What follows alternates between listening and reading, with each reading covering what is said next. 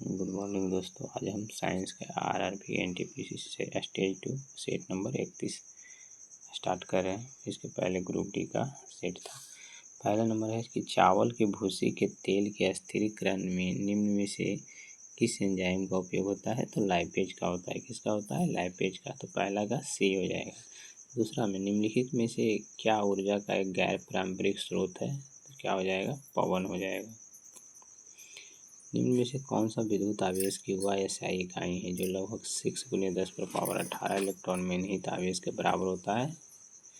उसको हम क्या बोलते हैं? कूलाम बोलते हैं। ये 3 का डी हो जाएगा। 4 नंबर क्वेश्चन, निम्नलिखित में से किस जीव में 4 कक्षीय हृदय होते हैं? तो मोर में। किसमें 4 कक्षीय हृदय होता है? तो मोर में होता है। 5 में आधुनिक आवर्त सारणी के अनुसार निम्न में से किस तत्व का परमाणु क्रमांक 30 है? किसका हो जाएगा? जिंक का हो जाएगा। जिंक का परमाणु क्रमांक कितना होता है? 30 होता है, यानी 5 का सी हो जाएगा। 6 नंबर क्वेश्चन, ऊर्ध्वपातन क्या है? तभी बताए थे ऊर्ध्वपातन क्या है? किसी पदार्थ का ठोस से सीधे गैस अवस्था में परिवर्तन ही ऊर्ध्वपातन कहलाता है। जैसे कपूर का जलना, ये ऊर्ध्वपातन का एग्जाम्पल है। तो 6 का क्या होगा? बी हो जाएगा। अब देखिए सेकेंड शिफ्ट का पूछा हुआ क्वेश्चन है 9/5/2022 का। इसमें देखिए 7वां क्वेश्चन है, कहता है निम्नलिखित में से किस उपग्रह की कक्षा सूर्य समकालिक सन साइंक्रोनस नहीं है? तो किसका होगा? मेटियोसेट 11। मेटियोसेट क्या होगा? 11 का नहीं होगा। बाकी ERS-1 का होगा, निम्बस का है, इकोनोस का है, यानी 7 का सी हो जाएगा, जो कि नहीं पूछ रहा है। तो क्या होगा? मेटियोसेट 11। 8 नंबर कहता है निम्न में से कौन सा पौधा अपने मूल ग्रंथियों में पाए जाने वाले राइजोबियम जीवाणु के साथ परस्पर सहजीवी संबंध के कारण वायुमंडलीय नाइट्रोजन का स्थिरीकरण नहीं करता है? देखिए मसूर ये तो करता है, काबुली चना ये भी करता है, मूंगफली ये भी करता है। देखिए इस जितना भी दाल है टोटल लगभग करता ही है, लेकिन इसमें से गुल्लर जो है गुल्लर नहीं करता है। तो 8 का क्या होगा? डी हो जाएगा। 9 नंबर कहता है निम्न में से कौन सा तत्व आधुनिक आवर्त सारणी के डी ब्लॉक का तत्व है? तो डी ब्लॉक में क्या आ जाएगा? आयरन आ जाएगा। डी ब्लॉक में क्या होगा? आयरन हो जाएगा। 10 नंबर में कहता है निम्न से कौन सा मानक इंटरनेट प्रोटोकॉल है जिसका उपयोग इंटरनेट से जुड़े किसी एक कंप्यूटर से दूसरे कंप्यूटर में फाइलों को स्थानांतरण करने के लिए किया जाता है? तो फाइल देखिए इसमें आ रहा है FTP, फाइल ट्रांसफ़र प्रोटोकॉल। तो ये तो क्या हो जाएगा? 10 के बी। फाइल इसमें आ रहा है तो फाइल ट्रांसफ़र प्रोटोकॉल हो जाएगा, 10 का बी हो जाएगा। 11 नंबर कहता है नीचे सूचीबद्ध खाद्य पदार्थों में से विटामिन सी का सबसे अच्छा स्रोत क्या है? क्या होगा? खजूर होगा? नहीं होगा। दाल भी नहीं होगा।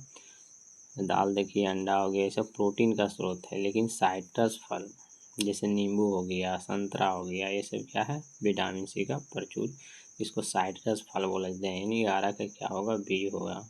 इसमें सबसे ज़्यादा विटामिन सी की मात्रा होती है। अब देखिए हेपेटाइटिस ए डैश की सूजन है जो हल्की से गंभीर बीमारी का कारण बन सकती है। तो हेपेटाइटिस ए जो है यकृत की सूजन है। यकृत मैंने कहने का लीवर की सूजन है जो हल्की गंभीर बीमारी का कारण बन सकती है। आगे देखिए 10/5/2022 फर्स्ट शिफ्ट में पूछा गया है एनटीपीसी का। 13 नंबर क्वेश्चन कहता है डैश व्हील्स के चारों ओर लिपटा हुआ एक पतली चुंबकीय परत मुक्त प्लास्टिक का एक टुकड़ा है जिस पर अनुक्रमिक अभिगम की सुविधा मौजूद होती है और इसे प्रायः बड़ी मात्रा में डेटा का बैकअप लेने के लिए प्रयोग किया जाता है। तो क्या हो जाएगा? 13 का ए हो जाएगा, मैग्नेटिक टेप। क्या होगा? Magnetic tape. 14 नंबर माइलपीगियन नलिकाएं निम्न में से किस में पाई जाती है? तो ये पाया जाता है किसमें? आर्थ्रोपोडा में पाया जाता है, जो कि 14 का क्या है? डी है। 15 आनुवांशिकी का जनक किसे कहा जाता है? तो क्या हो जाएगा? 15 का ए हो जाएगा, ग्रेगर मेंडल को। आनुवांशिकी का जनक किसे कहा जाता है? तो ग्रेगर मेंडल को।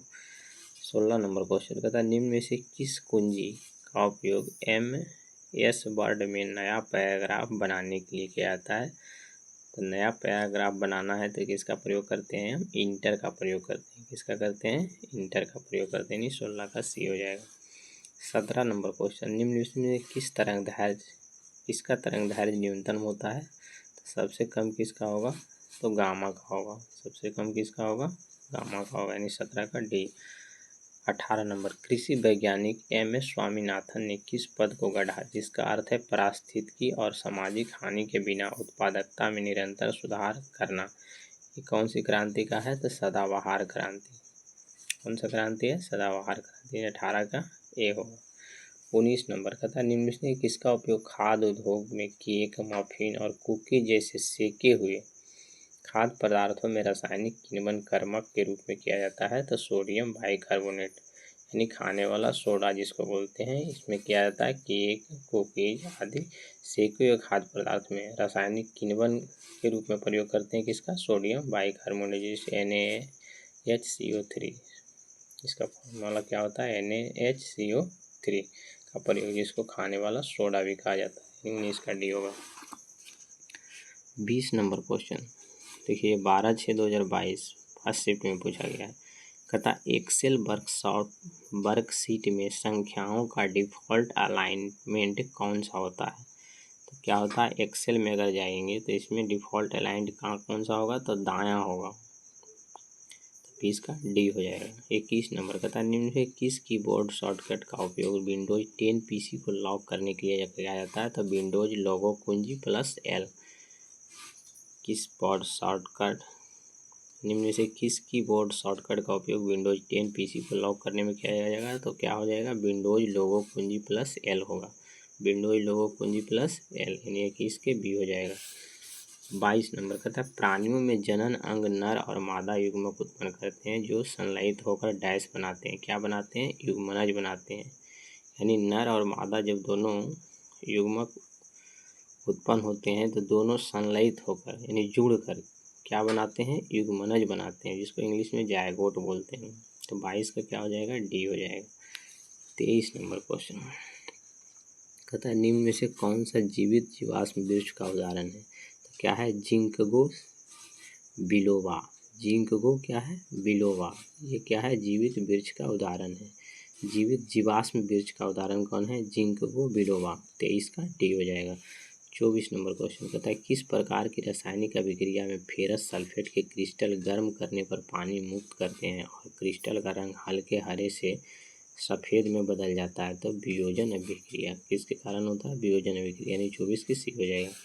25 में भारत में हरित क्रांति के संदर्भ में HYVP का पूर्ण रूप क्या है, HYVP क्या हो जाएगा, हाई यील्डिंग वेराइटीज प्रोग्राम।